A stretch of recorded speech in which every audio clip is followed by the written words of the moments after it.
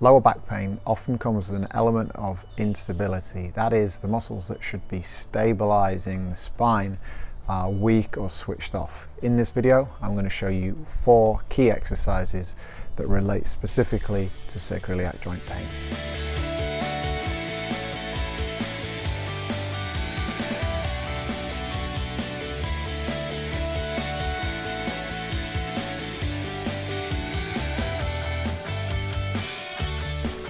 Welcome back to video 3 in this 5-part series on the sacroiliac joint.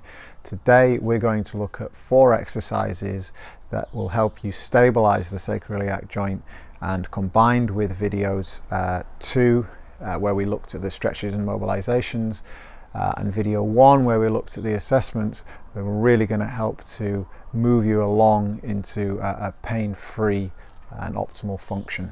If you haven't already, please watch those 2 videos, the link for which is in the description below, and if you haven't already, subscribe to the channel for videos 4 and 5 coming up. Let's get into this week's content. So the first exercise is called the toe touch drill, and the main element that we're looking for with the toe touch drill is when we're standing on this one leg, that the center of the kneecap doesn't move off of a vertical line over your second toe. If we're doing the exercise and the foot is moving into various different positions and the kneecap stays over the second toe, we know that the muscles in the knee and the hip are working correctly. What typically will happen is as we go into the different positions around the body, so as you can see I'm reaching forwards there, you'll find that the knee, perhaps if you've got sacroiliac joint pain, is going to fold in towards the other leg, and we want to avoid that at all costs. So all you need to do is just reduce your range of motion until you can do this with good technique. And the second exercise is the alternating Superman on the Swiss ball. Starting in a flexed over position like you can see here, draw the belly button in towards the spine, and then we're going to raise the opposite arm and leg, arm out at 45 degrees, leg nice and straight. This is working something called the posterior oblique sling, which is the lat on the left arm here and into the glute on the right leg, and vice versa now, as you can see with this side. This is aiming to activate the muscles that cross the sacroiliac joint with an area of connective tissue. So we're conditioning those muscles to basically talk together, talk to one another more efficiently, and stabilizing that area of the spine. Like I said, just make sure you draw the belly button in before you come up, and you're going to hold for 10 seconds each side and then switch sides. The third exercise is called the horse stance vertical. So we're actually working some small muscles that attach to the spine all the way down to the sacrum here, called the multifidus muscles.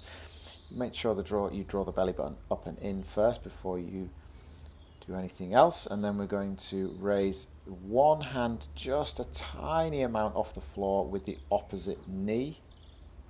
You're going to hold for 10 seconds, and then you're going to put the weight back down and you're going to switch into the other side. So belly button in, and then take a little bit of weight out of one hand and the opposite knee, hold that position. You're trying to make sure that there's no rotation in the body really at all, so you don't want to see a lot of twisting motion. I want to see a nice square shoulder, square hip position. Again, 10 seconds each side. If you do 60 seconds worth and do 3 sets, and that's really the same for all of these exercises. The final exercise is called the tummy vacuum, and what this is doing is working the deepest layer of abdominal muscles that are going to wrap all the way around the abdomen and attach into an area of the lower back called the thoracolumbar fascia, which is important for stabilizing the sacroiliac joint. So you take a nice deep belly breath in, breathe out, draw the belly button in as you're breathing out, and then you're going to hold that for 30 seconds. Relax the abdomen, so let it fall back towards the floor. Breathe in again. Breathe out, draw the belly button up towards the spine and hold for the remaining 30 seconds. Again, each exercise 60 seconds with 3 sets, 30 seconds between each set as a rest period, and these exercises will work really well for you.